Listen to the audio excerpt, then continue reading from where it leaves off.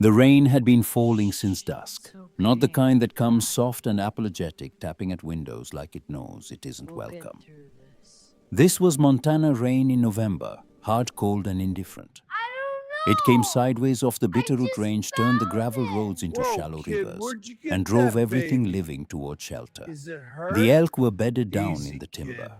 We The got deer had this. vanished into the I don't know draws. if I can Even the do ravens, those this. tough and You stubborn have birds to. that seemed There's to no mock other every kind way. of weather, had He's gone quiet right. somewhere We up in the need you. pines. I'm Harlow Falls, scared. Be Montana. brave. Population Good 2,200. job, One buddy. main road, one Stack 'em diner, up. one gas station with a hand-painted Wow, this sign that kid's hadn't been good at updated that. since Yeah, he's 1987. a The kind of natural. town where everybody knew your truck, your dog, It's and the all general right. The outline of your baby's business, whether fine, you see? wanted them to or not. But he's By 9 so o'clock on this particular quiet. Tuesday evening He's in just November, resting. the Come streets were here. empty. The diner had turned off its neon sign. The gas station was dark. The whole town had pulled itself inward like a man hunching his shoulders against the wind.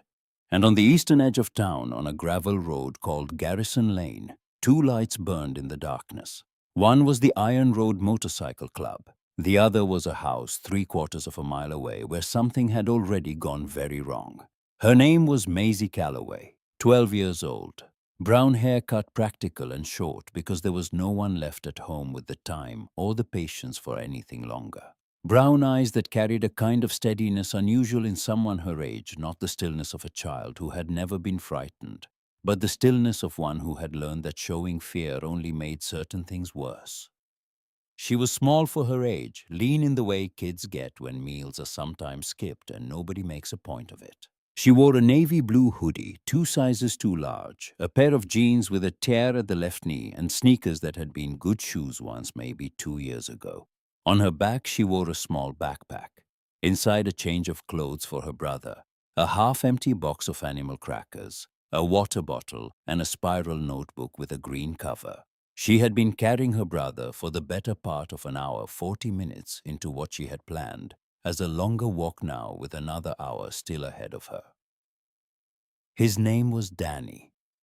He was 2 years old with his mother's dark hair and the round, trusting face of someone who has not yet learned that the world requires anything from him beyond existing in it. He weighed 28 pounds on a good day. Tonight, soaking wet in the wool blanket Maisie had wrapped around him before she ran, he probably weighed closer to 35. Her arms were burning. She didn't put him down. The road ahead was dark. The streetlights on Garrison Lane were spaced too far apart to do much good, and two of the three she'd already passed had bulbs burned out. The rain came at her face, and she kept her chin down, kept her eyes on the road, kept one hand firm under Danny's bottom, and the other pressed against his back. He had fallen asleep somewhere around the 20-minute mark, his head heavy against her neck, his small fist curled into the collar of her hoodie. She could feel his breath warm and even against her jaw. That was the only thing that mattered. She counted her steps the way she had taught herself to do when things got hard, not thinking about the whole distance, just the next 10 steps. Then the next 10 after that. It was a trick she had read about in a book about mountain climbers, a library book she had checked out 3 times, because the library let you renew twice, and she had finished it the first time and wanted to read it again. The climbers called it chunking, breaking the impossible into pieces small enough to survive. Maisie Calloway had become very good at chunking. 1, 2, 3, 4. The lights of the Iron Road clubhouse appeared around the long bend in the road, amber and steady through the curtain of rain. She had known they would be there. She had planned on them being there. That was the thing about Maisie that most people in Harlow Falls didn't know. Because most people in Harlow Falls weren't paying close enough attention. She was a planner. She had been a planner for as long as she could remember. But in the past several months, she had become something more than that. She had become out of pure necessity a strategist. The green spiral notebook in her backpack was the proof of that. Go back 6 weeks. Go back to the last ordinary Tuesday, or what passed for ordinary in the Calloway house on Ridgeline Road. and you would find Maisie sitting at the kitchen table at 6:45 in the morning, Danny in his high chair beside her, both of them eating cereal. The cereal was generic brand cornflakes. The milk was 2 days from its sell-by date, but still fine. The kitchen was clean because Maisie cleaned it. The dishes were done because Maisie did them. Their mother, Carol Calloway, was in the hospital. She had been there for 6 weeks.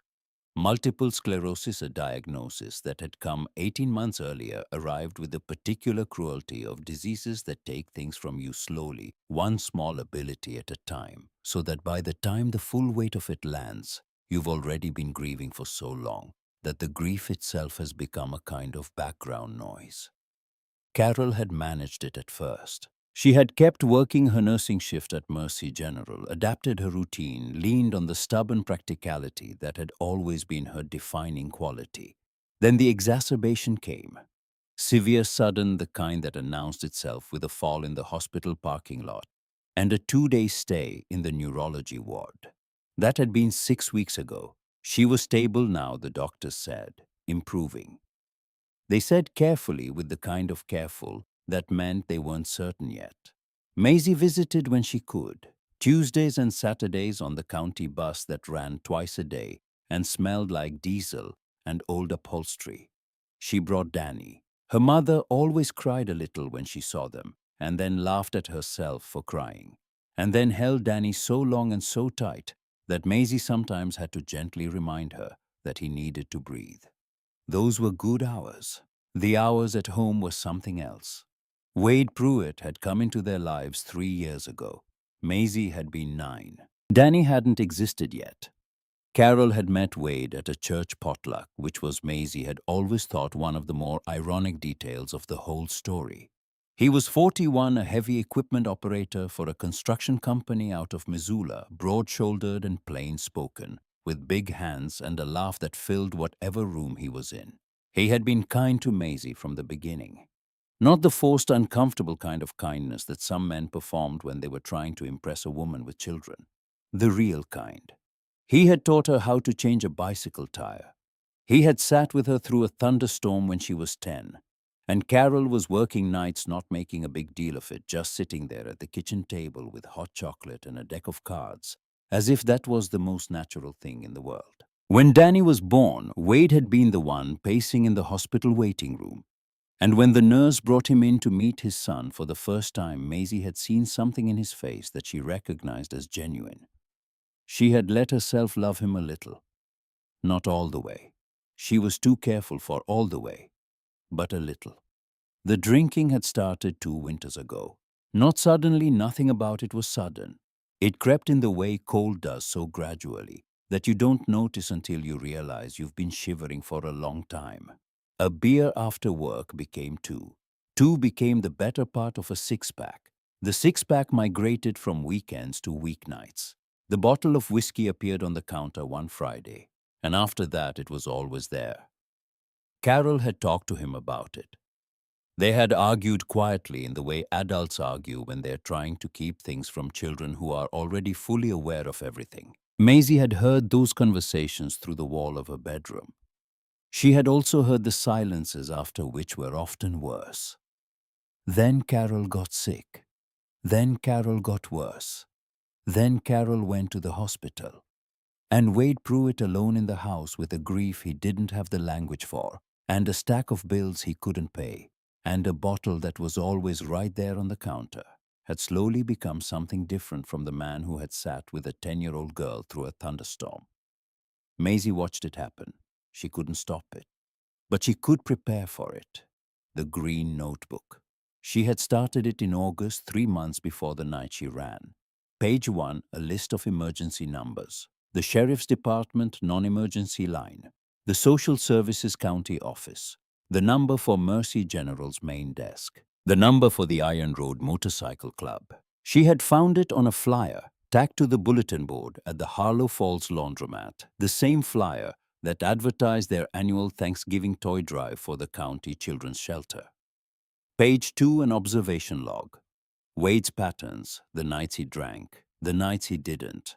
The difference between the kinds of drunk, There was the quiet kind when he sat in front of the television and fell asleep by 9, harmless, almost sad. And there was the other kind, the one with the edge in it, the one where his voice dropped and his movements became too deliberate, like a man walking very carefully to prove he wasn't drunk.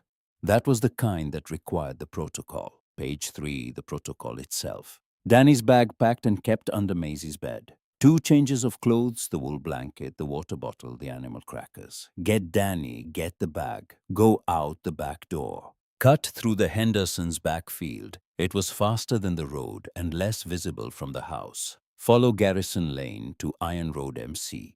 She had walked the route twice in daylight, once in early September, and once in October with Danny in the stroller timing it. 45 minutes at a normal walk. In rain at night, carrying him, she had calculated an hour and 15. She had been off by 25 minutes. It had taken her closer to an hour and 40, and she had been walking that full time before the lights of the clubhouse finally came around the bend. Page 4. What to say when she got there? She had written and rewritten this page 4 times. The final version was simple. My name is Maisie Calloway. My brother is Danny. He is 2 years old. My stepfather is drunk and I'm afraid he will hurt my brother tonight. My mother is in the hospital. I didn't know where else to go. Please help us. 6 sentences. She had memorized them. She had thought of everything she could think of. She had prepared the best she could. She was 12 years old and she had prepared for this. The way soldiers prepare for a mission, methodically, without drama. Because the alternative to preparation was leaving things to chance. And chance, in Maisie Calloway's experience, had not historically been kind. The night it happened, Maisie almost missed the sign. Wade had come home at his usual time, just after 7. He had the particular quality of stillness that Maisie had learned to read, the way a sailor reads weather. The set of his shoulders, the way he moved through the kitchen without making unnecessary noise. She had registered it and filed it and told herself, watch. He ate dinner. She had made spaghetti, Danny's favorite, and the 3 of them sat at the table, and it was almost normal. Wade asked Danny something about his day, one of those questions adults ask toddlers, more for the ritual of it than the answer. And Danny had responded with the focused, incomprehensible monologue of a 2-year-old describing something important. And Wade had smiled. A real smile. Maisie had felt herself relax just slightly. That was almost the mistake. After dinner, she gave Danny a bath and put him in pajamas and read him 2 pages of a picture book about a bear that loses his hat, which was the book he demanded every night regardless of what else was on offer. She got him down at 8:15, which was a good night. She came back out to the kitchen to finish the dishes. Wade was at the table. The whiskey bottle was in front of him, and it was a third empty, and she hadn't heard him open the cabinet. That meant he'd been at it before dinner. That meant the dinner. The smile, the question about Danny's day. All of that had been the surface of something she hadn't been watching closely enough. She finished the dishes. She said good night. She went to her room. She did not sleep. She lay on top of her covers with her shoes on and listened to the house. At 8:45, she heard him get up from the table. She heard his footsteps cross the kitchen, slow and too deliberate. She heard them stop in the hallway.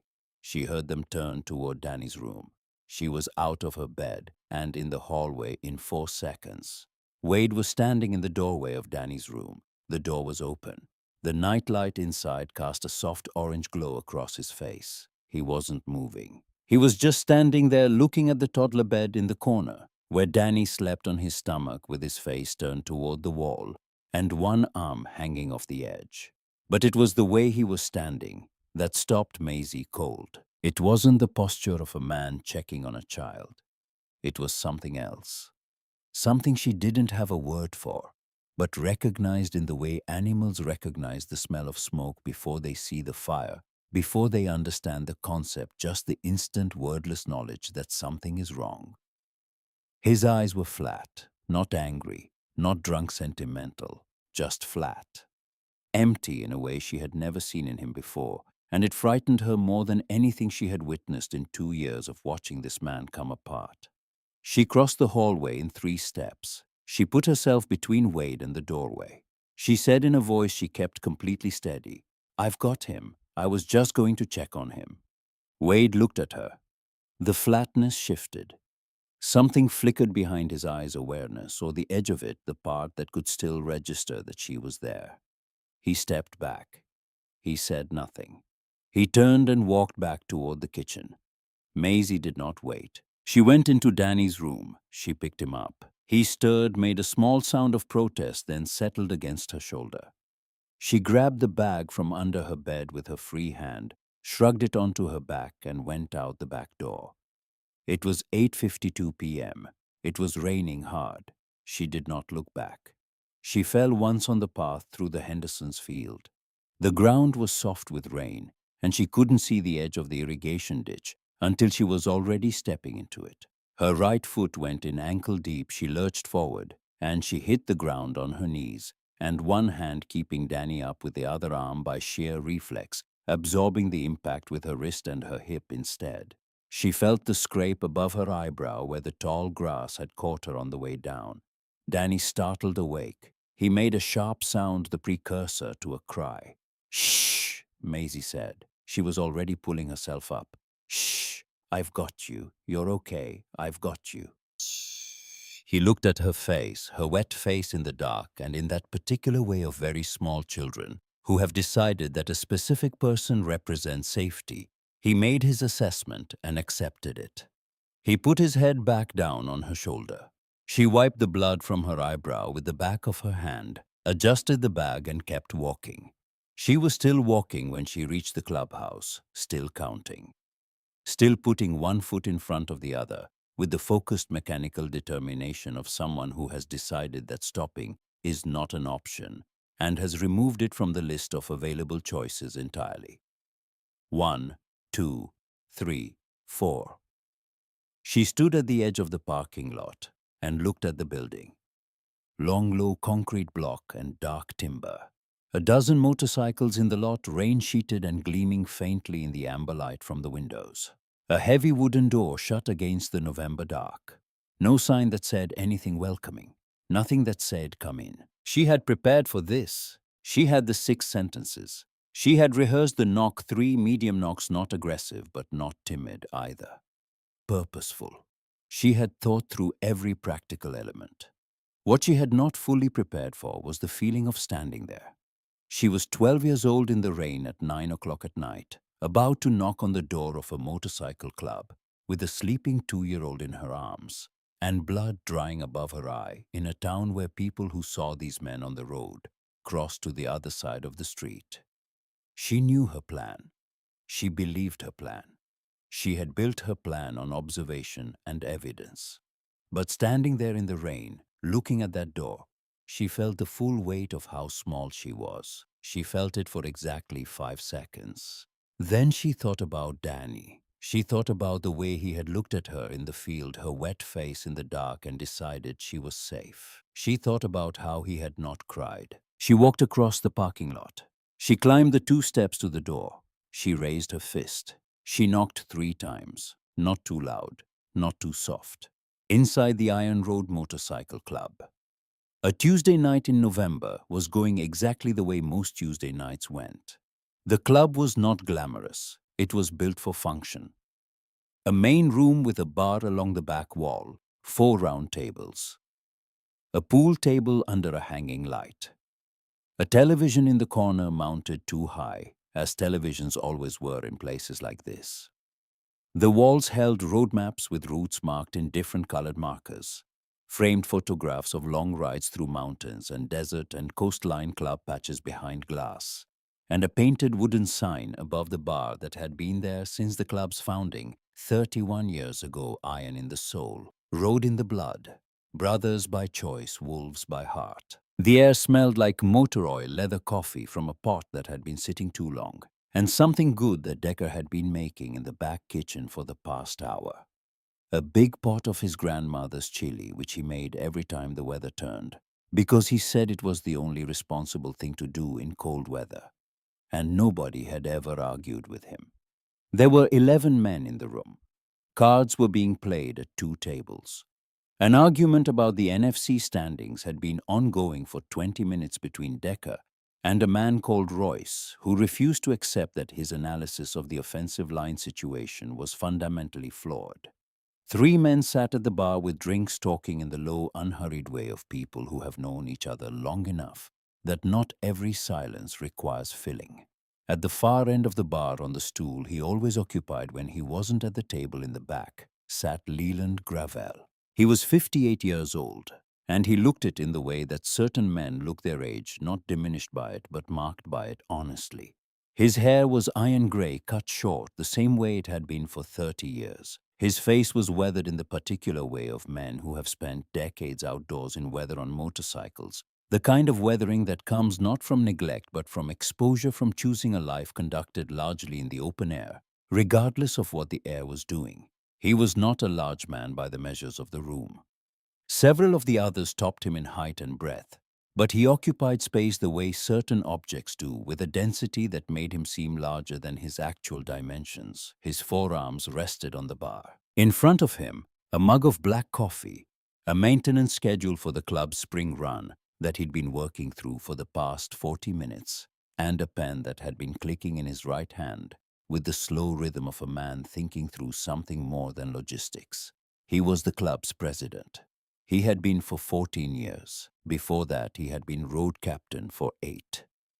And before that, he had been the kind of young man that most people looking at him would have predicted a very bad end for. He had not come to leadership easily. He had come to it the way most things worth having are come to, through a long and difficult road and a few pivotal moments that redirected the course of things. The most pivotal of those moments had been 16 years ago in the emergency room of Mercy General Hospital. But that is getting ahead of the story. 3 seats down from Gravel sat Sutter. 42 years old, lean, with the kind of unhurried watchfulness that comes to men who have learned early that the world rewards attention. His arms were covered in ink from wrist to shoulder, not the scattered impulsive tattoos of youth, but a considered sequential record of his life in the club, each piece placed with deliberate intent. He had a quiet manner that was sometimes mistaken for coldness by people who didn't know him, but the men in this room knew better. Sutter noticed things. He had always noticed things. It was not a skill he had worked to develop. It was simply the way he was wired. It was Sutter who heard the knock, not because it was loud. It wasn't. It came in a gap between the rain and the voices. 3 small sounds against the heavy wood, and something in the quality of them. The spacing, the weight, the particular kind of purposefulness that is different from confidence and different from desperation, and is somehow both made the back of his neck prickle. He set down his drink. He walked to the door without a word, which was unusual enough. The Decker looked up from his argument with Royce, and 2 of the card players glanced over. Sutter opened the door. The warm light of the clubhouse spilled out into the rain and the dark, and he saw her. A girl, 12, maybe 13, soaking wet hair plastered flat against her forehead, and her neck a dark line of dried blood running from a small cut above her right eyebrow. Her jacket was thin, a navy hoodie completely inadequate for the weather, darkened to near black with rain. Her sneakers were so saturated that he could hear the water in them when she shifted her weight on the step. She was holding a child, a small boy maybe 2 years old, wrapped in a wet wool blanket, asleep against her shoulder. Even in sleep, the child had one small fist twisted into the collar of the girl's hoodie, holding on with the absolute unconscious trust of someone who has decided this is the safest place in the world. Sutter looked at the girl's face. Her eyes were steady. That was the first thing he registered. Not panicked, not scattered.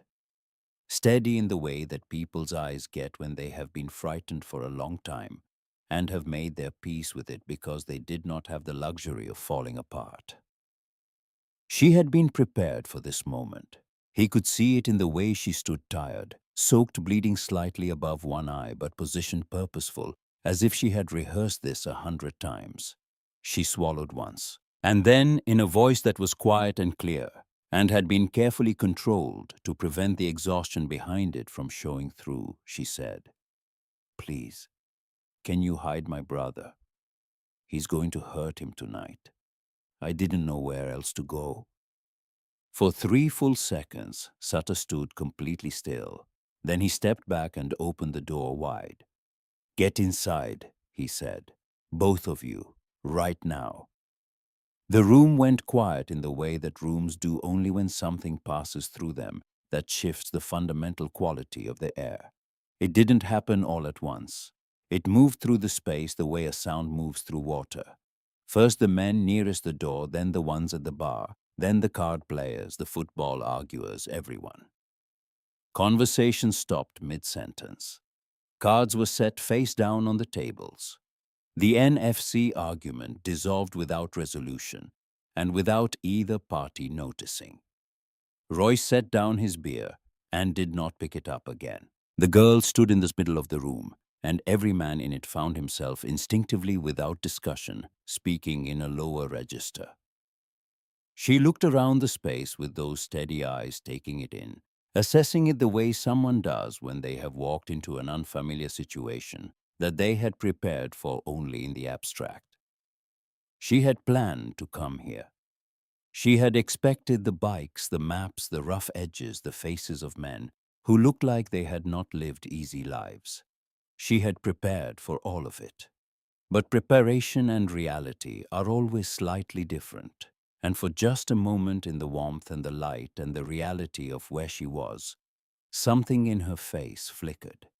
Then Danny stirred against her shoulder, and she looked down at him, and the steadiness came back.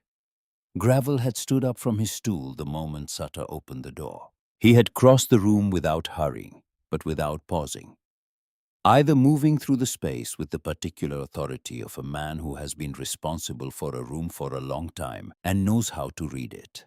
He stopped in front of the girl. He looked at her for a moment, really looked the way you look at something when you need to understand it rather than just see it. Then he crouched down, not a dramatic gesture, just a practical one. He was a head taller than she was, and he didn't want to be towering over her. He put himself at her level, his elbows on his knees, and looked at her face. "What's your name?" he asked. His voice was low and flat and careful. The voice of a man who has learned that tone carries as much information as words. "Maisie," she said. "Maisie Calloway. And this is Danny. He's 2." Gravel held very still. Calloway. The name landed somewhere in his chest with a weight he hadn't expected. He kept his face neutral. He kept his voice steady. But inside, something had shifted, something that felt like recognition, or the beginning of it reaching back across 16 years toward a memory he had never entirely set down. "Okay, Maisie," he said. "You're safe here. Danny's safe here. Do you understand me?" She looked at him the way people look at things they want desperately to believe and have been disappointed by too many times to believe easily. She looked at him for a long moment. Then very carefully, she nodded. What happened next in the Iron Road clubhouse was not organized by anyone. It did not require a vote, an announcement, or a discussion. It simply happened in the quiet, efficient way that things happen among men who have spent years reading each other well enough to act without being asked. Briggs, 61 years old, 6 feet 4 inches. A man whose hands had built and fixed and carried things for 4 decades. A man who had not spoken of his daughter in 8 years. Because some griefs are too structural to articulate, sat down cross-legged on the floor in front of Danny. He made a face. An absurd, wide-eyed, ridiculous face that had no business existing on a man who looked the way Briggs looked. Danny, newly awake, blinked. Then he giggled. The sound of it moved through the room like light through water. Royce turned away toward the bar and said nothing. The 2 card players near the window looked at each other and looked away. Decker disappeared into the kitchen without a word. Within 3 minutes, the smell of warm milk drifted out. A plate appeared on the table. Bread. A bowl of chili carefully ladled. A glass of water. Small things done precisely without ceremony. Two men pulled chairs close to the heating vent in the corner, arranged them without discussion. Someone brought blankets from the back room. Heavy ones, the kind kept for overnight runs in cold weather. The wet wool blanket from around Danny was carefully unwrapped and replaced. Maisie let it all happen. She watched every movement in the room. She sat Danny on her lap, and she made sure he drank the warm milk, slowly checking the temperature first with her own wrist, the way her mother had taught her a long time ago in the easy years. She watched his color, watched his hands, watched the way his fingers, which had been cold and a little bluish when she brought him in, were flushing slowly back to pink. Only when Danny had eaten, when his eyes were growing slow and heavy with warmth, when she had determined that he was safe and warm and cared for, only then did Maisie pick up her own fork. She ate carefully, not fast, not desperately, but with the controlled, measured quality of someone rationing the relief. Wilde, who was standing near the bar with his arms folded, watched her eat and said nothing for a long time. Then, "When did you last eat?" She thought about it honestly, which he respected. "Lunch," she said. "I gave Danny the crackers around 5. Wilde went to the kitchen. He came back with twice as much food.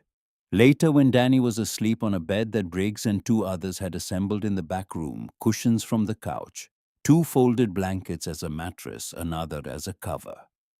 The whole arrangement done with a care that was entirely disproportionate to the materials available.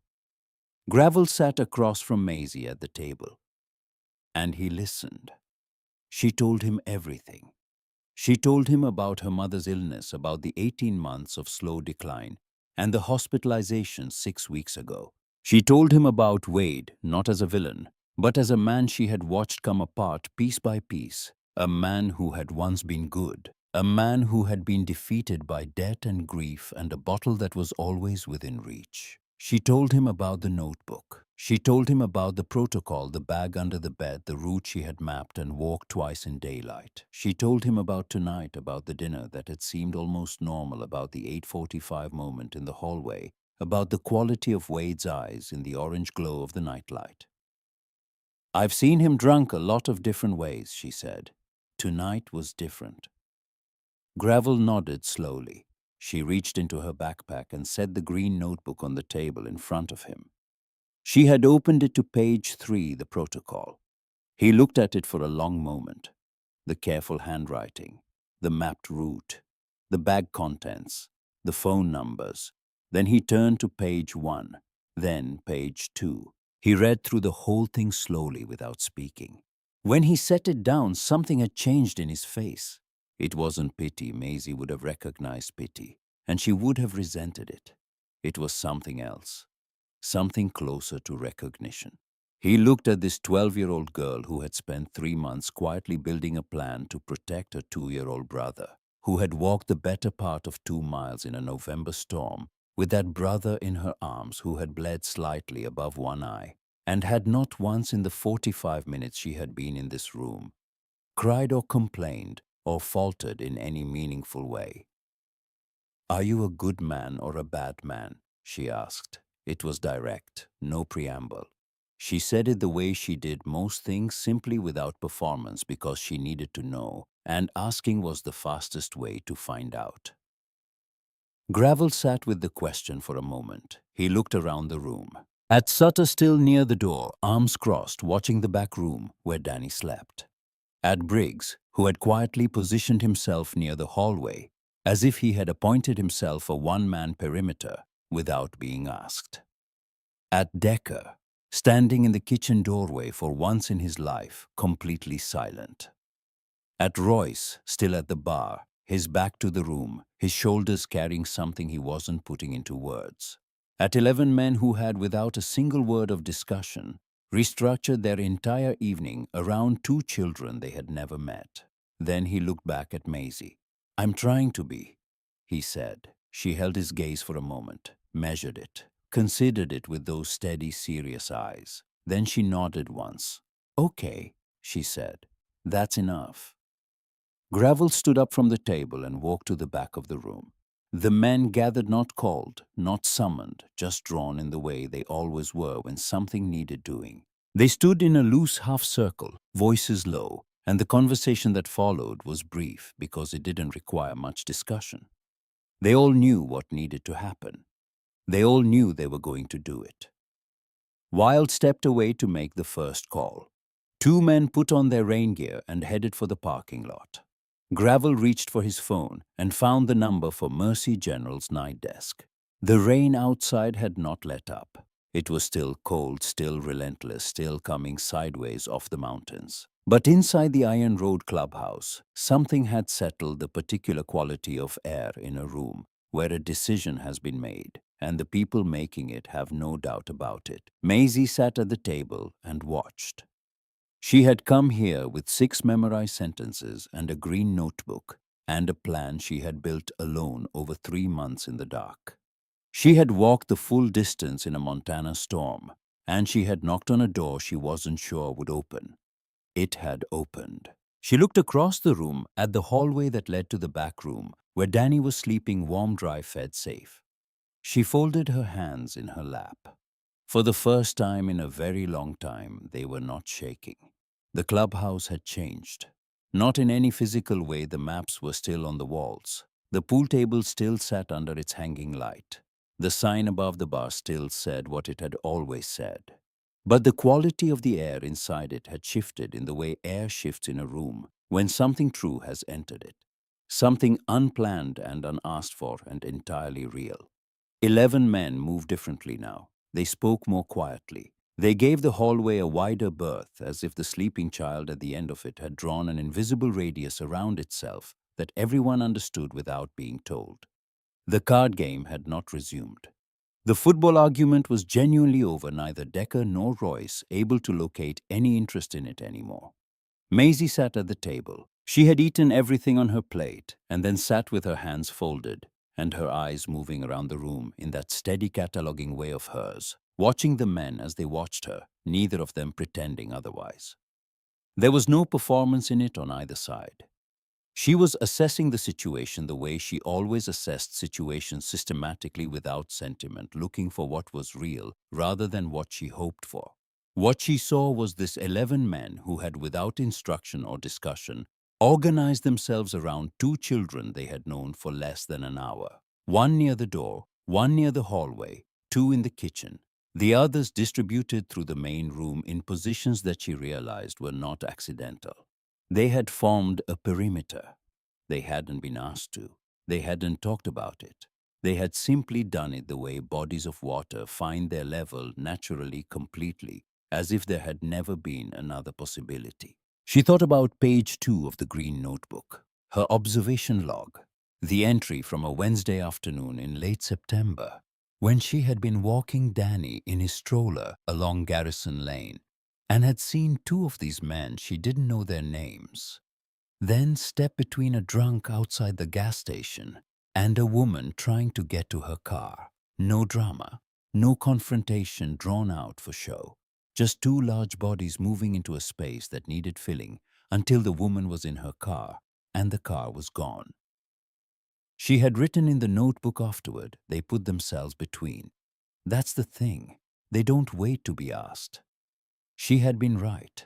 Gravel came back to the table at 10:15 and sat across from her the way he had before, not behind the weight of his authority, but level with her elbows on the table, the same careful steadiness in his face. "I need to ask you some things," he said, "about your stepfather, about your mom, about tonight." "Okay. Wade Pruitt, how long has he lived with you?" 3 years. He and my mom got married 2 years ago. "Before tonight, has he ever hurt you or Danny?" She considered the question the way she considered all questions, honestly and without drama. "He shoved me once, about 8 months ago. He didn't. I don't think he meant to. He was drunk and I was in the way and he shoved me into the counter." She paused. "He didn't remember it the next day, or he pretended he didn't. And Danny, he's never touched Danny." She said it plainly, then added, "Until tonight I thought that was still true. But the way he was standing in that hallway, She stopped. Her jaw tightened briefly and then released. Something was different tonight, she said. I can't explain it better than that. I just knew. Gravel nodded. He didn't ask her to explain it better. He had seen enough of the world to know that the knowledge certain people carry in their bones, built from months of careful watching from the accumulated weight of small observations, was not the kind of thing that required justification. Your mum, he said. Tell me about where she is. Mercy General, room 214. She has MS. She's been there 6 weeks. She said it without wavering the way she said most things, as if the facts were just facts, as if feeling them deeply did not require showing them. She's getting better. That's what the doctors say, but slowly. Does she know about Wade? About how things have been at home? Maisie was quiet for a moment.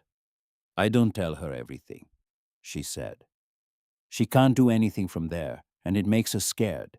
And then she tries to do things she can't do yet, and it sets her back. A pause. I tell her what she can handle. Gravel sat with that for a moment.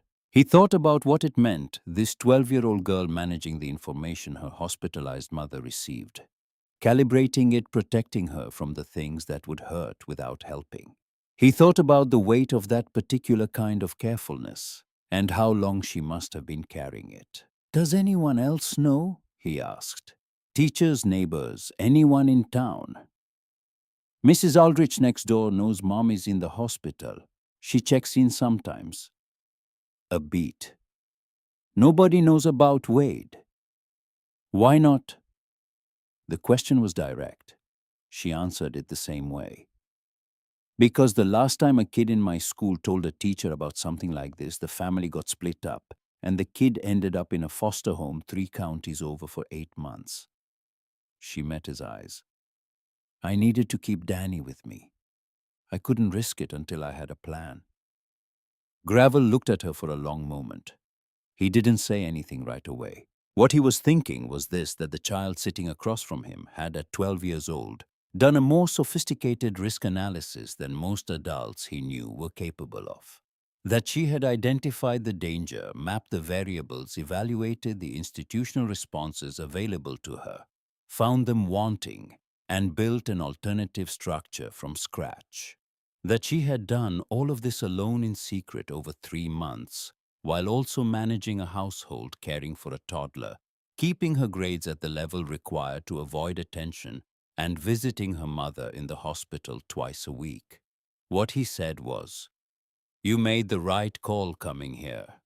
She nodded once, not with relief. She wasn't built for easy relief, but with the particular quality of someone receiving a confirmation they had calculated for, but not allowed themselves to fully believe until they heard it said out loud. Wilde came in from the back hallway, moving quietly the way men with law enforcement backgrounds always move, even decades removed from the work. He was 63, with a grizzled face and pale gray eyes behind wire-rimmed glasses that he always seemed faintly embarrassed to be wearing. He had ridden with Iron Road for 11 years, since the year he retired from the Harlow Falls Sheriff's Department. He was the quietest man in the club in groups and the most direct in conversation, and he had a network of contacts in county and state systems that had over the years proven quietly useful on several occasions. He sat down at the table beside Gravel and pulled out his phone. I made some calls, he said. He looked at Maisie for a moment, the kind of look that asks whether she should be hearing what comes next. Gravel said, she stays. Wilde nodded, accepting this without discussion. Social Services emergency line has been contacted. Woman named Patterson, she's solid. I've dealt with her before. She's starting the documentation tonight, which means there's a formal record opened as of now. He glanced at his phone. Sheriff's Department non-emergency has a note in the system about the Pruitt address. Nothing active yet, but it's there if anything develops. He set the phone on the table. And I ran Wade Pruitt through my old contact at the state system. The room had gotten quieter, though it was already quiet. He has a prior, Wilde said. Domestic disturbance. Wyoming 7 years ago filed investigative charges dropped on a procedural issue the responding officer didn't follow protocol on the documentation. It got vacated. He paused. It should have followed him. It didn't. Maisie had gone very still. Your mother didn't know about this, Gravel said. It wasn't a question. No, Maisie said. Her voice was even. She would have told me. I know. The three of them sat with that for a moment. The particular weight of a thing that should have been known that would have changed everything, and wasn't and didn't. Then Maisie said in a voice that was perfectly controlled, So this isn't the first time? No, Wilde said. It doesn't appear to be. She nodded slowly. Her hands folded on the table were steady. But Gravel watched her eyes move slightly, working through something, processing it, filing it in the same systematic way she processed everything. Does that change what happens to Danny? She asked. It helps, Wilde said. It helps the case. It establishes a pattern. That matters. She nodded again once and said nothing more about it. Not because she didn't feel it. Gravel could see from the slight tension in her jaw that she felt it, but because she was already moving forward, already past the fact and into the implications, into the next thing that needed to be figured out. He had known men twice her age who couldn't do that. Wilde set his phone down and leaned slightly forward. One more thing, he said. Dave Mercer, legal aid attorney out of Missoula. He owes me a significant favor going back to 2019, long story, not relevant, but the debt is real and he knows it. I called him 20 minutes ago. He looked at Maisie. He'll be here before the social services meeting tomorrow. That means you and Danny have representation before anyone sits you down to ask questions officially. Maisie looked at him. What does that mean, having representation? It means someone whose job it is to protect your interests is in the room before anyone asks you to agree to anything, Wilde said. It means the system works for you instead of around you. She absorbed this. Okay, she said. Thank you.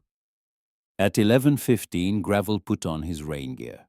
Sutter appeared beside him without being asked, already in his jacket. They drove to Mercy General in Sutter's truck, the windshield wipers working hard against the rain that had not let up. The hospital was 20 minutes east of Hollow Falls, a low brick building with a lit cross above the entrance that was visible from the highway on clear nights. Tonight it was visible from about 100 yards. Gravel had been to this hospital before. He had been here exactly 116 years ago under circumstances he had spent a long time trying not to think about and had never entirely succeeded. He had been 42. It had been March. He had been involved in the kind of situation that arises when young men who have grown up without learning better ways to solve problems find themselves at the intersection of a bad debt, a worse decision, and a parking lot behind Dana's bar on Route 9. He had walked away from it, or thought he had, and then made it approximately 4 blocks before his legs stopped cooperating. He had been found by a passing driver. He had been brought here. He remembered very little of the arrival. He remembered the cold and the light and someone's hands, and then a long bright nothing, and then a room, and then a woman at his bedside. She had been young, mid-20s, dark-haired in scrubs, with a hospital ID clipped to the pocket. She had introduced herself, but he hadn't retained the name. Not then. He had been concussed, blood pressure unstable, and deeply invested in the project of pretending he was fine when he was not. She had been the night nurse assigned to his room, and she had done her job with the quiet efficiency of someone who has learned not to take personally the hostility of frightened people. He had been hostile. He had been frightened. He had told her at one point to leave him alone. She had stayed. Not because she was required to. Her shift had ended. He found this out later from a different nurse who mentioned it without realizing the significance. She had stayed 2 hours past the end of her shift, checking on him sitting in the chair near the door, when he was asleep there. when he woke at 3 in the morning in a sweat that soaked the thin hospital sheets. He had looked at her and said with the raw honesty of a man who hasn't slept and has lost a fair amount of blood and has run out of the energy required to perform indifference, "Why are you still here?" She had looked at him steadily with dark eyes that reminded him now across 16 years of a 12-year-old girl standing in a rain-soaked parking lot. "Because I think you need one more person to not give up on you," she had said. "And it's only 2 more hours." He had not known her name. He had thought about that night more times than he could count across the years that followed the years in which things had slowly and not without difficulty gotten better. Better decisions, better men around him. A purpose that had grown over time from rough and reactive into something he could be proud of. He had built Iron Road into something real. He had become over the hard course of 14 years the kind of man he had not been at 42. He had thought about her, the young nurse who had stayed. He had never found a way to repay that. He had never found a way to even say thank you. He had not known her name until tonight. The night nurse at Mercy General was a heavy-set woman named Deborah, who had the air of someone who had seen everything and was no longer surprised by any of it. She looked at Gravel and Sutter standing at the night desk at 11:30, with the patient assessment of a person who has dealt with all varieties of unexpected visitor. Gravel introduced himself. He explained briefly and accurately that Carol Calloway's children were safe, that her daughter had come to them that evening, and that he wanted to make sure someone at the hospital had a number to call if anything changed with Carol's condition overnight. Deborah looked at him for a moment. Then she said, "Room 214 is awake." He looked at her. "She's been having a rough night," Deborah said. "Pain management issue. She's been up since about 9. She paused. "I think she'd want to hear that her kids are safe." Carol Calloway was 40 years old, and she looked tonight like someone who had been through a great deal and was still stubbornly here. She was propped against the raised back of the hospital bed, her dark hair loose around her shoulders, a thin blanket pulled up to her waist. The room was dim except for the light above the bed, which cast a warm yellow circle. She looked at Gravel when he appeared in the doorway, and he watched her expression move through surprise, and then something more complicated. The expression of a woman who has been lying awake worrying and has just been presented with a version of her worry made physical. "My kids," she said, no preamble, just that. "They're safe," Gravel said. "Both of them. Maisie brought Danny to our clubhouse tonight. They're warm and fed and looked after. I came to tell you in person because I thought you should hear it that way." Carol closed her eyes for a moment. When she opened them, they were wet at the edges. "Maisie," she said quietly. Of course she did. There was so much packed into those 4 words. An entire portrait of her daughter in a single sentence. The recognition, the pride, the particular grief of a mother who knows her child has had to be stronger than any child should have to be. Gravel sat down in the chair near the bed. Sutter stayed by the door. "I'm Leland Gravel," he said. "I run the Iron Road Club." She looked at him, and something moved across her face, a subtle, uncertain thing. The expression of someone reaching for a memory that is there but not quite resolved. "Gravel," she said. "Yes, ma'am." She kept looking at him. "I know that name," she said slowly. "I know." She stopped, her brow furrowed. He waited. "Marches," she said. 16 years ago. You were brought in, knife wound, blunt head trauma, blood pressure was a mess." She was speaking carefully as if translating from another language. That was my first month on the floor. I stayed late because..." She stopped. She looked at him. "That was you," she said. "Yes," Gravel said. "That was me." The room was very quiet. The rain was audible against the window, softer now, the storm beginning to ease. Carol Calloway looked at the man sitting in the chair beside her hospital bed. The man her 12-year-old daughter had, by some logic that was either accident or something larger than accident, walked 2 miles in a Montana storm to find. She said, "I didn't know if you were going to make it." I know, he said. Neither did I. A pause.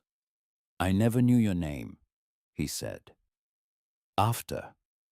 I never had a way to. It's okay, she said. It wasn't dismissive. It was genuine. I was just doing my job. You stayed 2 hours past your shift. She looked at him steadily. You needed it. Gravel said nothing for a moment. He looked at his hands. Then he looked up. Your daughter needed something tonight, he said. She knew where to go. I don't know how to explain that except to say that I think some things come around the way they're supposed to. Carol was quiet for a long time. Then she said, Is she okay, Maisie? Really okay? Not just is she actually okay? She's the steadiest person in that building right now, Gravel said, including the adults. Carol made a sound that was not quite a laugh and not quite a sob, but somewhere between the two. She's been holding everything together since I got sick. I know she has. I know she's been keeping things from me to protect me, and I've let her because I didn't have a better answer. You had no way to know. I should have. You were sick, Gravel said, and his voice was not unkind, but it was firm. You did what you could with what you had. That's all anyone gets. She looked at him for a moment. Then she reached under her pillow and withdrew an envelope. It was sealed with Maisie written on the front, in a handwriting that was careful and deliberate, the handwriting of someone writing something important. I gave this to Deborah 4 days ago, Carol said, to keep for me. She turned it over in her hands. I'd been watching Wade change. I knew things were getting worse. I didn't know how bad. But I wrote this because I thought in case Maisie ever needed to run, I wanted her to know that I knew, that I understood, that I wasn't going to be angry at her for choosing Danny over the house. She held the envelope out to Gravel. Will you take it to her? He took it carefully, as if it was exactly what it was, something that had been written in a dark hour by a woman trying to protect her daughter from the guilt of doing the right thing. I will, he said. Back at the clubhouse, the hour had moved past midnight. Danny had been asleep in the back room for 2 hours on his cushion bed under his blanket, with the glow of Briggs's phone screen standing in for the nightlight he was used to. Briggs sat on the floor outside the open door, his back against the wall, doing nothing in particular. Not reading, not on his phone, just there. Royce had taken the chair nearest the hallway entrance, angled, so he could see both the front door and the corridor. Nobody had asked him to sit there. He had simply sat there. The other men had settled into the low nighttime version of themselves. Conversations, sparse voices quiet the television off. Decker had washed the dishes in the kitchen and wiped down the counters, which was not his usual habit, and which nobody commented on. Maisie was at the table. She had not asked to go to sleep, though she must have been exhausted. She sat with her hands folded and her eyes at the middle distance working through something. She looked up when the door opened and Gravel and Sutter came in rain damp from the parking lot. Gravel crossed to the table and sat down. He set the envelope in front of her name in her mother's handwriting. She looked at it for a moment without touching it. Something moved through her face, complicated and private, and then she picked it up and held it. Your mom is awake, Gravel said quietly. She's okay. She knows you and Danny are safe. Maisie's throat moved. She did not open the envelope at the table. She pressed it flat against her chest, both hands over it, and sat like that for a moment. Just a moment. Then she set it down carefully in front of her, squared it with the edge of the table, and looked up. What about Wade? She asked. Gravel leaned back slightly. 2 of my men are parked on Garrison Lane, he said. They can see the house from where they are. Wade's truck is in the driveway. The lights are on. Nobody's leaving that house tonight without us knowing. She nodded. Wild's documentation with social services is active. First thing tomorrow, the sheriff's department will have everything they need. He paused. It's going to be handled, Maisie, not by us taking matters into our own hands, by the right people with the right paperwork in the right way so it sticks, so he can't walk away from it. She was quiet, thinking. And Danny, she asked, what happens to us? Social services will be involved. That's the process, and I won't pretend otherwise. But Wild knows the people handling it, and we're going to make sure they understand the full picture, that you've been the responsible party in that house, that you and Danny need to stay together, and that your mother is recovering and intends to resume care. He looked at her directly. We are going to watch every step. She held his gaze for a long time, not the look of someone being comforted, the look of someone evaluating a set of claims against their existing understanding of how the world worked, weighing the evidence, arriving at a conclusion. Okay, she said. Then, thank you. It was simple and direct the way she said everything, and it landed in the room with the weight of something that had not been said lightly. At 12:40, Wild got a second call from his contact. He took it in the hallway and came back to the main room with the particular stillness of a man carrying information that needs to be delivered carefully. He found Gravel at the bar. Two things, he said, keeping his voice low. First, the Wyoming prior. I dug deeper. It wasn't just a domestic disturbance call. He paused. There was a child involved. Stepchild. 11 years old. The case fell apart because the kid recanted, probably scared, and the officer's documentation had the procedural gap. He set his phone on the bar. Wade Pruitt has done this before. To a kid like Maisie. Gravel was still. The kind of stillness that is not absence of feeling, but its opposite. The compression of a great deal of feeling into a very small controlled space. Second thing, Wild said. Patterson at Social Services has moved this to priority status given the prior. Sheriff's Department has been formally notified, and there will be a deputy at the Pruitt address first thing tomorrow morning. He looked at Gravel. Good, Gravel said. One word. They both looked across the room at the sleeping girl on the couch, the envelope from her mother held loosely in one hand.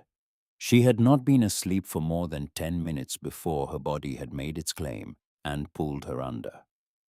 She had refused to change out of her damp clothes, which meant she had fallen asleep in them, which meant someone had quietly draped a second blanket over her without waking her. Wild said, I also ran Wade's financials through a public records contact, the hospital bills for Carol. He shook his head. It's bad. Over $300,000 in outstanding medical debt. No insurance after he lost his job 4 months ago. Gravel said nothing. I'm not saying that excuses anything, Wild said. I'm saying it explains the shape of how a man comes apart. I know, Gravel said. She knew too, Wild said quietly. Maisie. She found the bills. She told me when you were in the back. Gravel looked at the sleeping girl. 12 years old, he said. Yeah.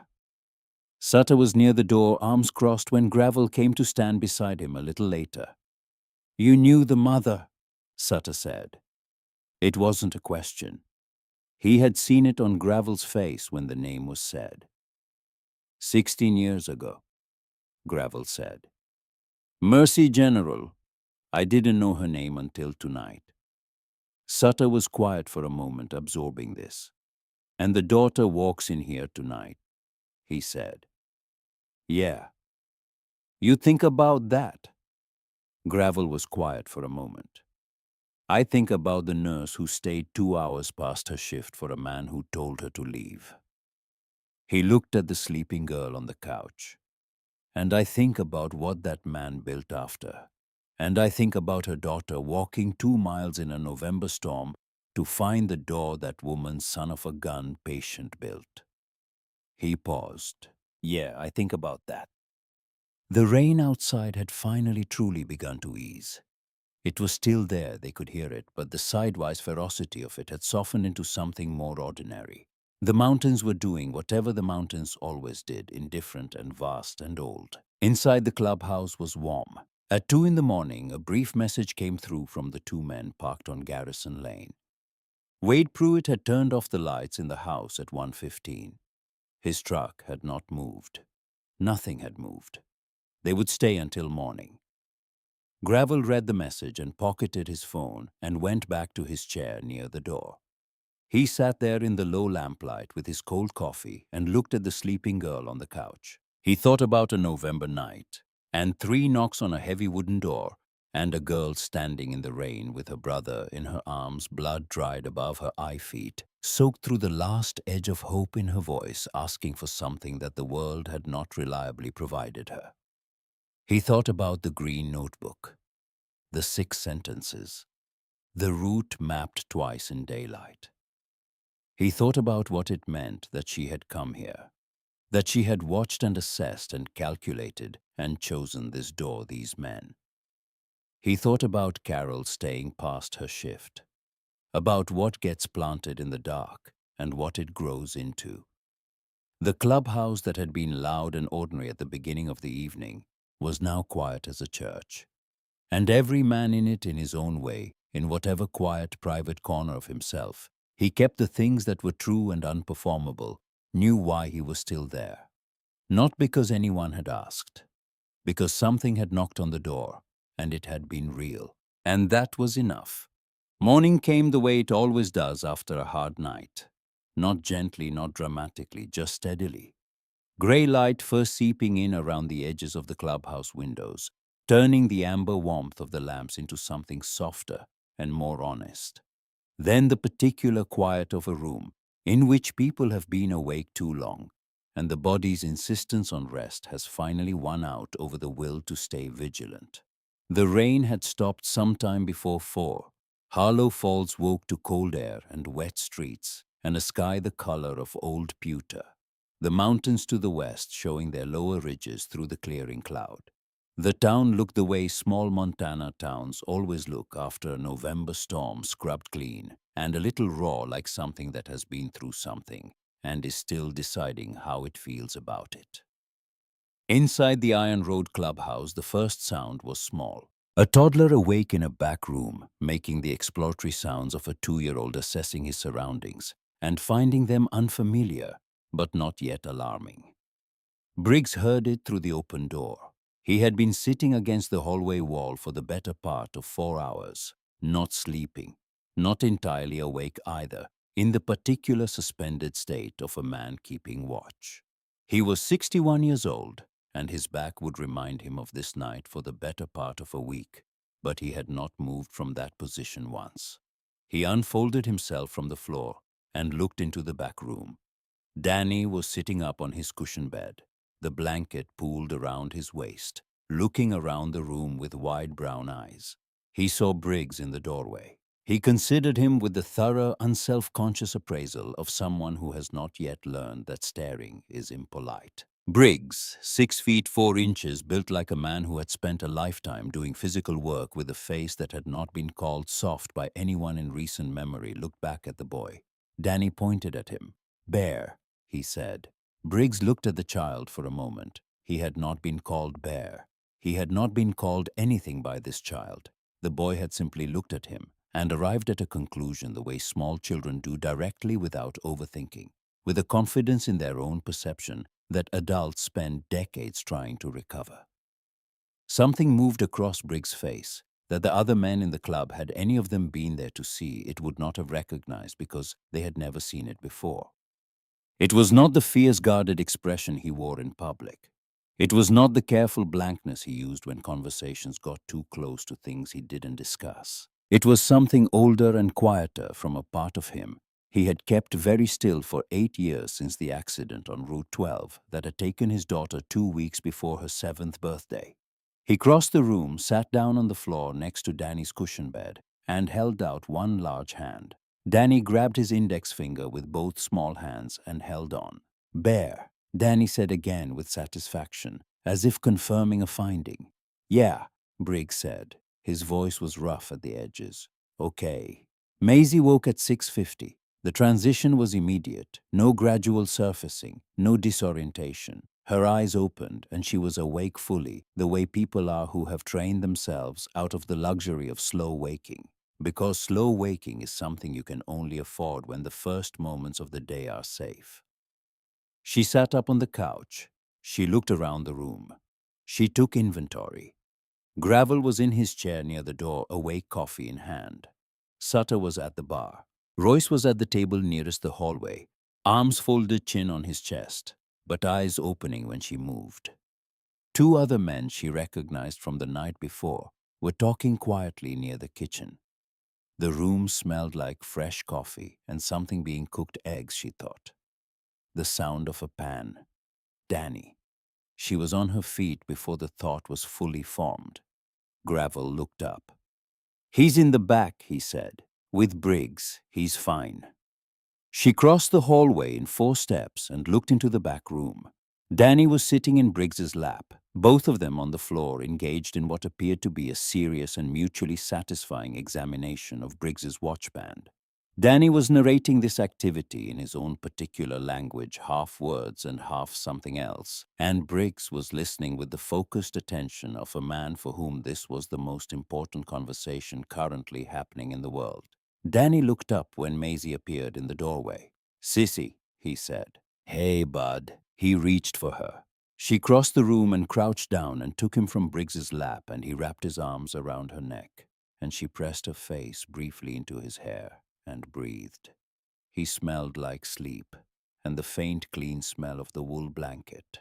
And under that, the specific smell that was just Danny, the one she had known since the hospital, since the first time she had been allowed to hold him, and had stood there in the maternity ward at 10 years old thinking, this is the most important thing.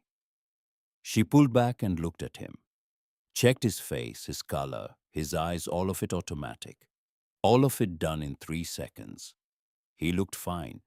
He looked well slept and curious, and entirely unbothered by the circumstances that had brought him here, because he was 2 years old, and the world was still largely whatever Maisie told him it was. "Hungry?" she asked him. "Eat," he confirmed. She stood Danny on her hip and looked at Briggs, still on the floor. "Thank you," she said, "for staying with him." Briggs looked up at her. His face had gone back to its usual configuration, not unfriendly, but not easy to read. "He's good company," he said. She held his gaze for a moment, and she saw something in it, something specific and private, that she did not ask about and did not need to. She simply nodded and carried Danny out to breakfast. She also carefully changed Danny into dry clothes from the bag before they went. And when Decker wordlessly set a fresh change of women's clothes on the couch arm 10 minutes later, a pair of his teenage niece's sweatpants and a clean flannel that had been in the club's lost and found, Maisie took them without comment and changed in the back bathroom. She came back out looking like herself again, a version of herself that had slept 4 hours and walked through a storm, but herself. At 7:15, Gravel's phone rang. He took it at the bar, listened for about 90 seconds, said 3 words, and hung up. He looked at Wilde, who was pouring himself a coffee. "Deputy Carver is at the Pruitt address," Gravel said. Wade opened the door. A pause. He didn't argue. Wilde nodded slowly. The two men looked at each other for a moment with the particular understanding of people who know what it means when someone doesn't argue when the fight has already left them, when the thing they did and the night they spent with the knowledge of what they did has already done the work that consequences would only formalize. Gravel walked to the table where Maisie was sitting with Danny, helping him work through a bowl of scrambled eggs that Decker had made with the focused dedication of a man who had decided that making breakfast was the most useful thing he could contribute to the morning. He sat down. "Wade is being taken in," he said quietly. Maisie's hands stilled on Danny's spoon for just a moment. Then she resumed, guiding Danny's next attempt at self-feeding. Okay, she said. You don't have to do anything right now.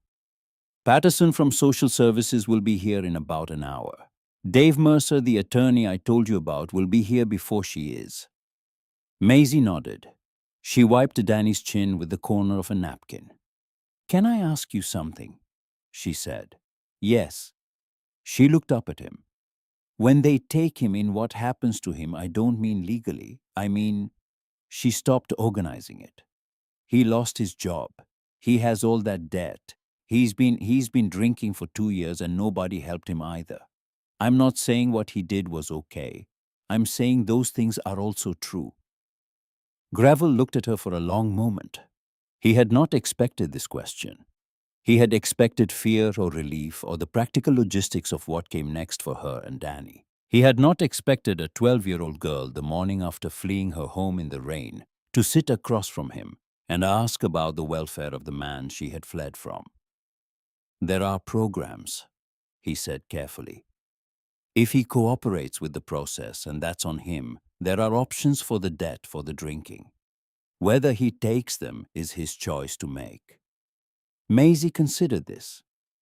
Okay, she said again. And then, I just didn't want nobody to ask. She went back to Danny's breakfast. Gravel sat there for a moment looking at this child and felt the particular inarticulate thing that moves through people when they encounter a quality of character that exceeds what they thought was possible.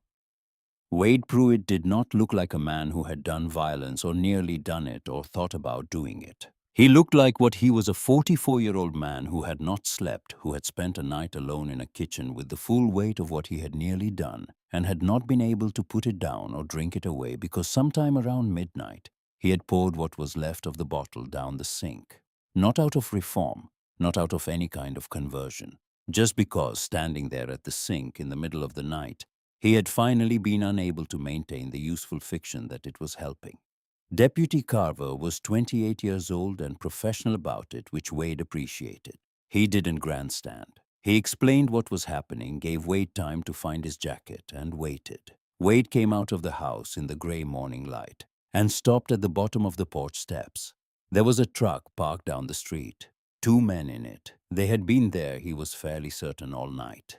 He looked at the truck for a moment. The men inside did not look away. They didn't perform anything, no menace, no display. They just looked back with the steady, patient look of men who had decided something and were finished deciding. Wade nodded once slowly, not at anyone in particular, not as a gesture of submission, more like acknowledgement. The acknowledgement of a man who has, in the clarity of a sleepless and sober night, finally understood the full shape of what he has become and found it unacceptable and does not yet know what to do with that, except to let the morning proceed. He got into the deputy's vehicle. The truck down the street waited until the deputy's car turned off Garrison Lane. Then it pulled slowly out and drove back toward town. Dave Mercer arrived at the Iron Road Clubhouse at 8:40. He was 55, lean, with a slightly rumpled quality that suggested a man more focused on his work than his presentation, and glasses pushed up on his forehead that he kept forgetting were there. He shook hands with Gravel, exchanged a look with Wilde that contained about 3 years of history in 2 seconds, and then sat across from Maisie at the table and introduced himself the way good attorneys introduce themselves to children directly, without condescension, explaining exactly what he was there to do and what it meant for her. She listened. She asked 2 questions, both of them precise. He answered them, and the quality of her questions made him look at her twice, a rapid reassessment happening behind his eyes that Gravel recognized because he had experienced it himself 12 hours earlier. I want to make sure Danny and I stay together, Maisie said. That's the most important thing. That's our primary objective, Mercer said.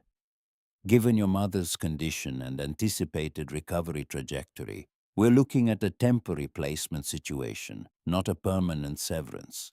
We keep you together.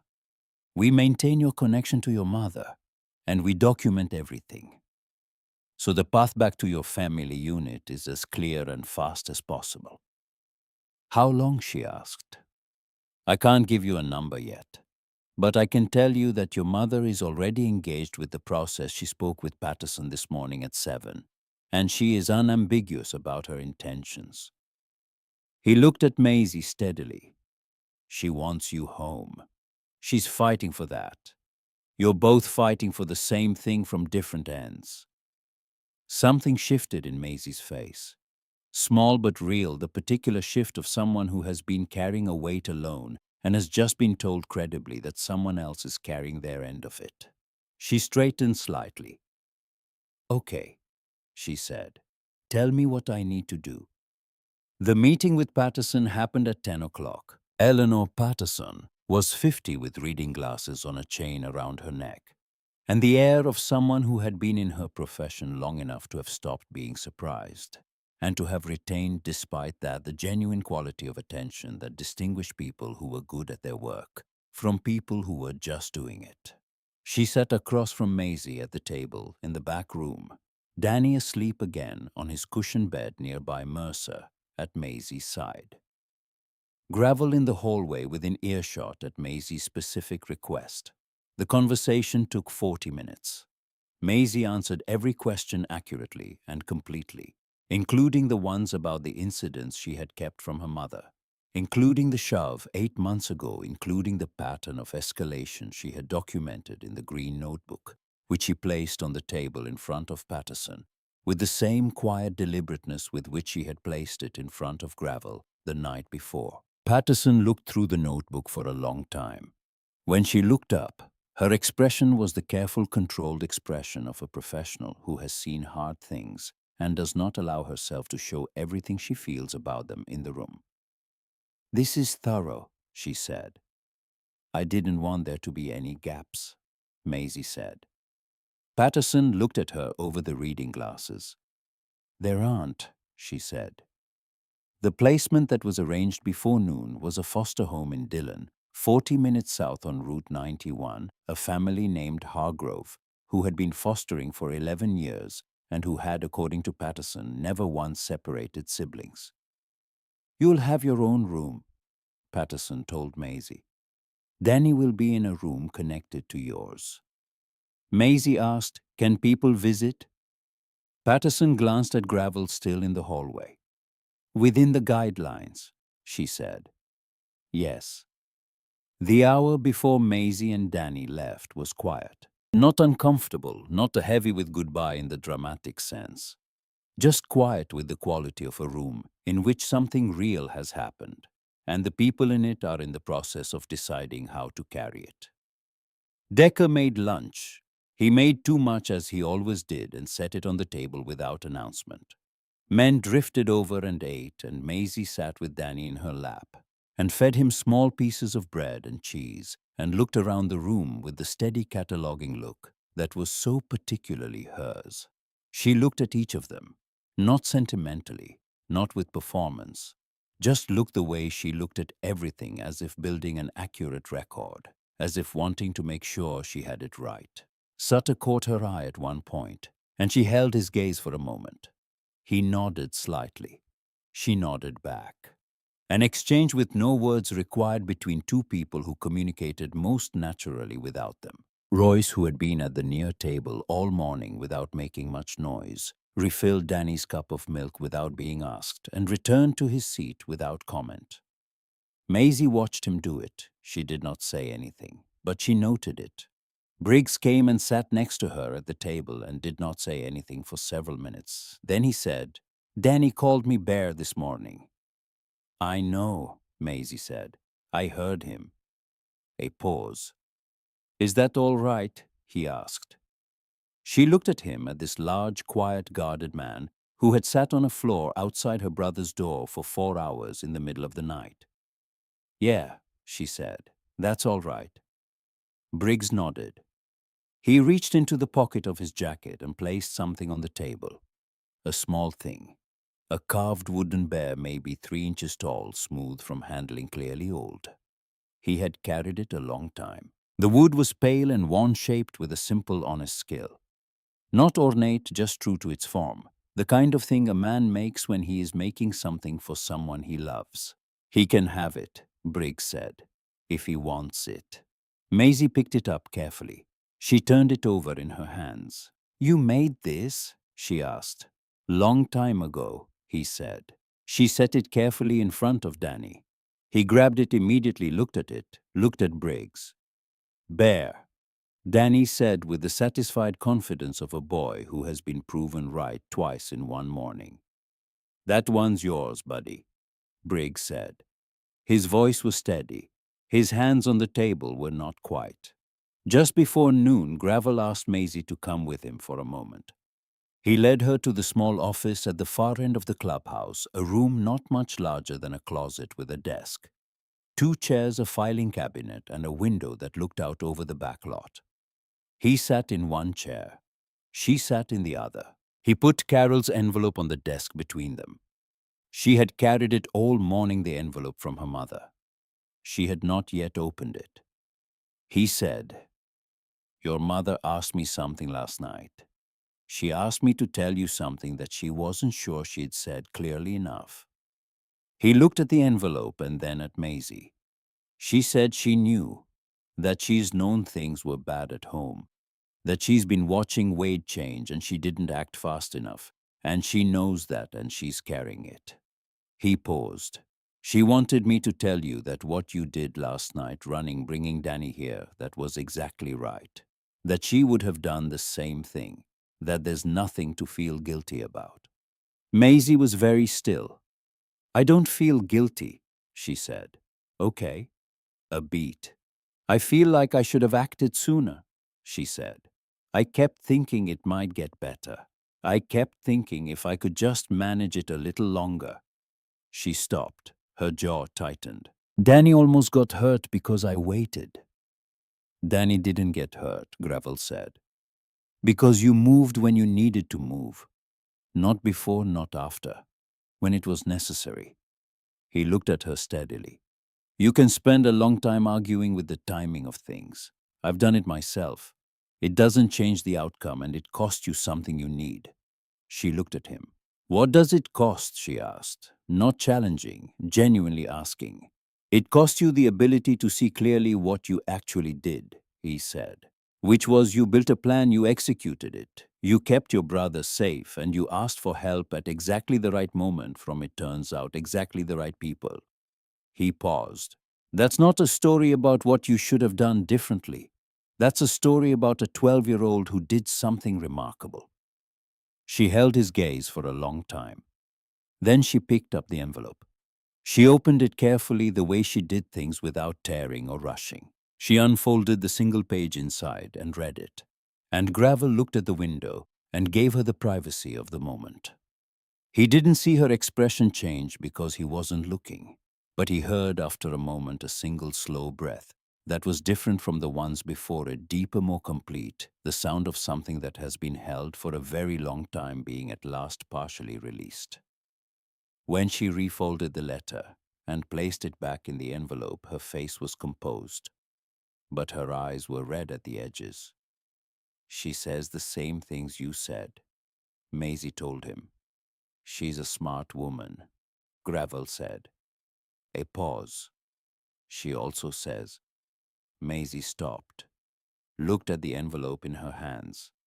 She says she knows who you are. She says she remembers. I know, Gravel said. We talked last night. She saved your life. Yes. Maisie considered this. She looked at the window, at the grey November lot outside it, at the bike standing in the thin morning light. And now you're... She gestured slightly, a small open gesture that encompassed the room, the building, the morning, all of it. Yeah, Gravel said. Something like that. She looked at him for a moment with those steady, serious eyes. And then quietly, without fanfare, in the particular way of someone who has decided something is true and sees no reason to make a production of it, she said, I think she knew she was sending us to the right place. I think some part of her knew. Gravel said nothing. He thought about a woman in a hospital room lying awake writing a letter that said, If you need to run, run. He thought about a 12-year-old with a green notebook researching a motorcycle club, because something she had observed on a Wednesday afternoon told her that these were men who put themselves between. He thought about 16 years and a debt that had seemed unpayable, and the particular way that certain things given enough time find their way back around. Maybe, he said. Patterson's car was in the lot at 12:30. Danny was bundled up the carved bear, tucked into the front pocket of his bag, his wool blanket, now dry and warm, folded and placed carefully on top. He was in his coat and hat, holding Maisie's hand, looking around the parking lot, with the interested, unfrightened curiosity of a child whose world was largely defined by the presence of his sister. As long as she was there, he was fine. The men had drifted out onto the lot, not as a formal send-off, not arranged for it, just there, the way they had been all night, positioned without instruction in the shape that felt right. Maisie stopped in front of Sutter. "You heard it," she said. "My knock." "I did," he said. "How?" He thought about it for a moment. "It sounded like it meant something," he said. She looked at him. Then she nodded as if this was a satisfactory and complete answer, which to her it apparently was. She stopped in front of Decker. "The chili was good," she said. Decker, who had not been rendered speechless by any event in recent memory, found himself temporarily without a response. Then, "I'll make it again when you come back." She moved on. She stopped briefly in front of Royce. She looked up at him for a moment, this man who had sat quiet all morning at the near table, who had refilled a toddler's milk without being asked, who had given up an argument about football without needing a reason. "Thank you for staying," she said. Royce looked faintly startled, the way people do when they are seen doing something they didn't announce. Then he nodded once simply and stepped back. She stopped in front of Briggs. She did not say anything for a moment. She looked up at this large, quiet man who had sat on a floor all night and given her brother a carved bear he had carried for years, and answered to a name a 2-year-old had assigned him. "He's going to want to see you," she said. "I'll be here," Briggs said. She nodded once, precisely sealing it. She stopped in front of Gravel last. She was 12 years old, with a backpack on her back and her brother's hand in hers, and dried mud on her sneakers from a ditch in the Henderson's field. She had walked the full distance in a Montana storm, and knocked on a door and held a family together with 2 hands and 3 months of preparation and a stubbornness that was going to serve her well for the rest of her life. She looked up at him. "You said you were trying to be a good man," she said. "I did." "I think you are one," she said, "in case you wanted to know." Gravel looked at her for a long moment, at this child who had, in the space of one November night, confirmed something he had been working toward for 16 years without being certain he had reached it. "Thank you, Maisie," he said. She nodded. She turned and walked with Danny toward Patterson's car, and got them both settled in, and looked back once through the window. Not with longing, not with drama, just with the steady look that was hers. Taking accurate note, making sure she had it right. Then the car pulled out of the lot and onto Garrison Lane and headed south toward Dillon. The weeks that followed were not simple. Nothing about the process was simple, because nothing about the process was designed to be. It was designed to be thorough, which is different. And thoroughness takes time and requires patience and generates paperwork in quantities that seem designed to test the commitment of everyone involved. Mercer filed motions and attended hearings and made phone calls. Wilde provided the documentation of Wade's prior, which the county prosecutor found relevant and compelling. Patterson oversaw the placement and conducted the follow-up assessments with the careful attention she brought to everything. The Iron Road MC attended the first 2 hearings.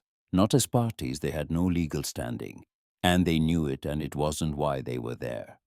They were there because Maisie had looked through the window of Patterson's car as it pulled out of the lot, and some promises are made without words. They showed up. That was the thing. They sat in the rows behind the proceedings in their jackets, large and weathered, and entirely unreadable to anyone who didn't know them. and their presence communicated something that no filing or motion could fully capture, that these children were seen, that someone was watching, that the process was going to be held accountable for its outcomes by people who had decided to care and were not going to undecide it. They drove to Dillon twice a week, sometimes Gravel, sometimes Sutter, sometimes Briggs, who arrived with mechanical predictability every Thursday afternoon, and whose visits Danny anticipated with a focused excitement that he reserved for very few things. Bear. Briggs never corrected it. He had stopped wanting to. They sat in the Hargroves' living room, a warm, ordinary room in a warm, ordinary house where Judith Hargrove kept the coffee strong and the calendar organized, where Maisie and Danny were safe and together and cared for, and they talked to Maisie about whatever Maisie wanted to talk about, which varied. Sometimes it was practical, the hearing dates, the status of the case, what Mercer had filed and what it meant. Sometimes it was less practical. She asked Gravel once about how he had built the club, what it had looked like in the beginning, what had made him decide that was the life he wanted. He answered her honestly, including the parts that were not flattering to his younger self. She listened without judgment and asked follow-up questions that were perceptive enough that he found himself on the drive back to Harlow Falls, still thinking through things he hadn't thought through in years. She was 12 years old, and she made him think harder. He had stopped being surprised by this. He had simply accepted it as a fact about Maisie Calloway. Carol's recovery was slow, and it was real. The exacerbation had been severe, but it had not been progressive in the worst sense. The neurologist used words like manageable and responsive with the kind of care that doctors use when they mean them, but want to be clear they're not promises. The physical therapy was twice a week. The medication adjustment took 6 weeks to stabilize. Gravel sent 2 men to drive her to appointments when she needed it, which was not every time, but was more than once. Carol resisted this at first, the particular resistance of someone who has always managed her own logistics and finds the acceptance of help personally uncomfortable. Gravel understood this. He sent them anyway. She called him about it the second time. "I don't need a driver service," she said. "I know," he said. "They're going your direction." A pause on the line. "You're stubborn," she said. "I've been told," he said. Another pause. Longer. "Thank you," she said. It cost her something, the way it costs certain people to say that word when they mean it fully. He recognized the cost. "You stayed 2 hours past your shift 16 years ago," he said. "We're not close to even." She was quiet for a moment. "Leland," she said, and it was the first time she had used his name. His actual name, not the road name. "You don't owe me anything. I was just doing my job." "You were doing more than your job," he said. "We both know it." A long pause. "Well," she said finally, with something in her voice that was not quite humor, but was adjacent to it, the particular tone of a woman who has decided to stop arguing with something she cannot entirely refute. "Tell them to stop idling in the parking lot. It wastes gas." He told them. They stopped idling. They were still there every Tuesday and Thursday. Wade Pruitt's case moved through the system with the grinding methodical momentum that such cases acquire when the documentation is solid and the prior is on the record. He did not contest the charges. He entered a treatment program as part of the plea agreement, 30 days inpatient, followed by mandatory outpatient and counseling. The debt situation was referred to a non-profit financial counseling organization that Mercer knew. None of it was simple. None of it was fast. None of it erased what had happened. But it was something. It was a direction. Maisie did not ask about his progress often, but she asked occasionally with the same quality she had brought to that first morning question. Not forgiveness, not condemnation, just the insistence that someone track the answer, that he not disappear into the system and be forgotten as a case number. She had said what she had to say in the note she left him. The rest was his. 6 months after the night she knocked on the Iron Road door. Maisie Calloway came home. It was a May afternoon, the mountains showing their winter snow still at the high elevations, but the valley floor green and soft with the particular beauty of Montana spring, which arrives late and leaves early, and is perhaps for that reason especially worth noticing. The apartment was small, 2 bedrooms, a kitchen with a window that caught the afternoon light, a living room just large enough for a couch, and Danny's corner of toys. The lease deposit had been handled through Mercer's office, the source of the funds, something that Gravel declined to specify, and Carol, after one direct and unanswered question, declined to press. The men of Iron Road had spent a Saturday 2 weeks earlier painting the living room and fixing the kitchen cabinet that had needed fixing for 3 years and was no longer a problem. They had done this with the particular efficiency of people who have agreed in advance on what needs doing and have no interest in making a production of it. Royce had fixed the bathroom faucet that nobody had asked him about. He left without mentioning it. Carol was standing in the kitchen when Maisie and Danny came through the door. She was thinner than she had been before the hospitalization, and she walked with a cane now not all the time, but when she was tired, and she was tired in the afternoons. She was also upright, which was the word she used when anyone asked how she was doing. Upright. As if the vertical was the thing, as if just being on her feet was a sufficient and accurate report. Maisie stopped inside the door. Mother and daughter looked at each other in the afternoon light. There were things that needed to be said between them about the months apart, about what Maisie had known and kept and managed, about what Carol had known and kept and managed, about the letter, about all of it. There were conversations ahead that would take time and would not be easy and would require the kind of honesty that is uncomfortable precisely because it is necessary. They both knew this. For now, Maisie crossed the kitchen and put her arms around her mother, carefully mindful of the cane, and Carol held her daughter with the particular force of someone who has been waiting a long time to do exactly this. Danny walked past them both directly to the corner, where his toys had been arranged, sat down and began immediate and focused operations. The carved bear was placed first in the position of greatest prominence. After a moment over the top of her daughter's head, Carol said, "I want to meet him, Gravel, properly, not just on the phone." "I'll tell him," Maisie said into her mother's shoulder. "He should come for dinner. He'll say he doesn't want to impose. Tell him to come anyway." Maisie pulled back and looked at her mother. Something in her face, the steadiness, the seriousness, softened at its edges into something younger, something closer to what 12 should look like.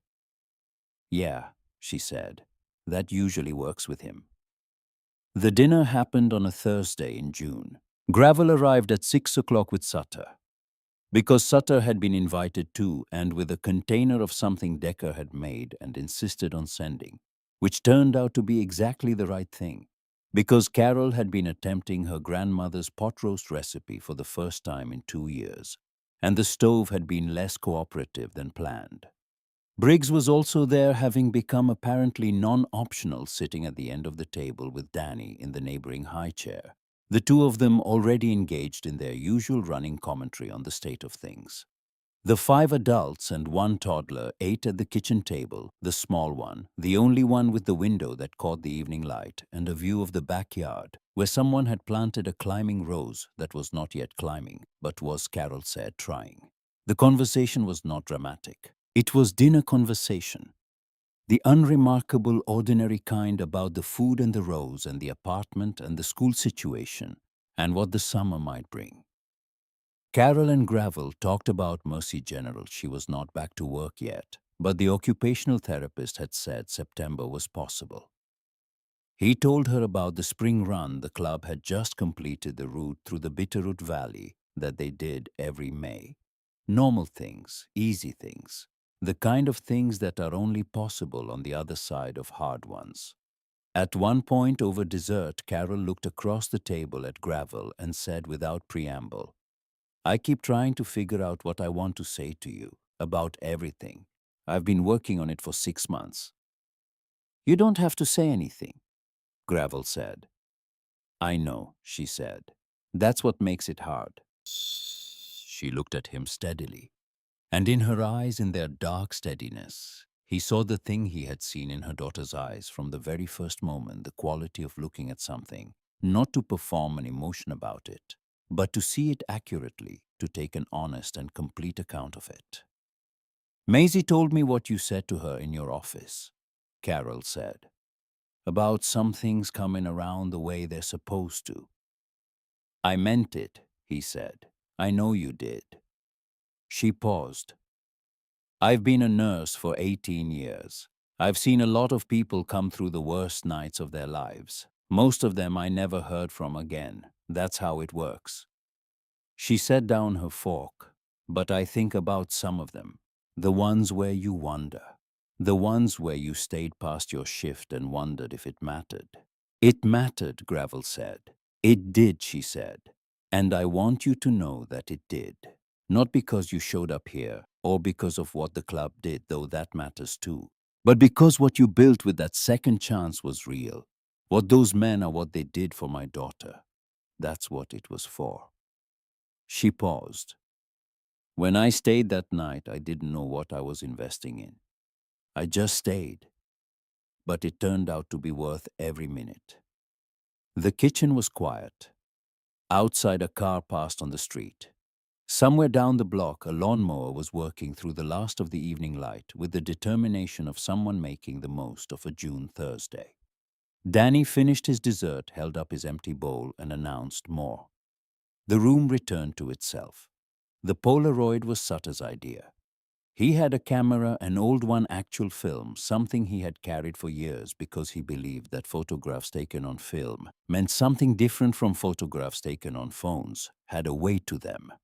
A commitment because you had to choose what to capture, knowing you couldn't take 50 and pick the best one. He took it out after dinner when they had moved to the living room, and Danny had claimed Briggs entirely and was in the process of demonstrating the full capabilities of every toy he owned, the carved bear given the role of official audience for each demonstration. He took one photograph. It was Gravel and Danny. Danny had climbed into Gravel's lap uninvited the way he did with everyone he had decided belonged to him, and he had the carved bear in one hand and Gravel's sleeve in the other, and he had fallen asleep in the particular instantaneous way of toddlers, one moment fully operational and the next entirely unconscious, his round face pressed against Gravel's chest. Gravel had not moved. He sat with this 2-year-old boy asleep in his arms, and his face had gone somewhere private and still somewhere that was not performing anything for anyone. And it was that expression, not the road president, not the man who had been through things. Just a man sitting with a sleeping child and understanding something wordless about why it mattered, that Sutter had captured. The photo developed in the yellowish way of Polaroid's colors, slightly warmer than reality edges, slightly soft. Sutter gave it to Gravel on the way out. Gravel looked at it in the evening light of the parking lot. He did not say anything for a moment. Then he put it carefully in the inside pocket of his jacket, close to his chest, in the place where things go that are not for display, but for keeping. On the last night of June, Gravel sat in his chair at the Iron Road clubhouse. The door was open to the summer evening, the mountains showing their ridgelines against a sky that was still light at 9 o'clock, the particular long light of Montana's summer, which feels like a gift after the November that had preceded it. The lot outside held the familiar bikes, the familiar sounds of the town in warm weather, the distant report of a screen door somewhere down Garrison Lane. Inside the room was as it always was, maps on the walls, cards being played, the sign above the bar that said what it had always said. It smelled like coffee and motor oil and Decca's cooking, which tonight was something involving jalapenos and a level of ambition that Royce had openly questioned and would continue to question regardless of the outcome. He had, however, eaten 2 bowls of it, which settled the argument more conclusively than words. Sutter was at the bar. Briggs was at the far table writing something in a notebook. Nobody asked what. He would tell them if he wanted them to know. He had been doing this for several weeks now. Whatever was in those pages was his. Wild was on the phone in the back hallway. Something about a case that had nothing to do with tonight, and everything to do with the fact that Wild did not stop being the person he was when the immediate need was met. Normal things. The easy things on the other side of the hard ones. Gravel reached into his jacket pocket and took out the Polaroid. He looked at it for a moment, the sleeping boy. His own face in that unguarded expression, the soft yellow warmth of the photograph's particular light. He thought about a November night, and 3 knocks on a heavy wooden door, and a girl standing in the rain with her brother in her arms. Blood dried above her eye, feet soaked through the last edge of hope in her voice, asking for something that the world had not reliably provided her. He thought about the green notebook, the 6 sentences, the route map twice in daylight. He thought about what it meant that she had come here, that she had watched and assessed and calculated and chosen this door, these men. He thought about Carol staying past her shift, about what gets planted in the dark and what it grows into. He put the Polaroid back in his jacket close to his chest. From outside, from the direction of the lot, from the direction of Garrison Lane and the mountains beyond, a sound reached the open door. Not a knock, not yet. Just the sound of the evening, of the town, of the ordinary world going about its business in the long summer light. But Gravel looked at the door. He thought, whenever it comes, he thought, we'll be here. He picked up his coffee. The night was warm and easy and long in the particular way of summer nights that have been earned.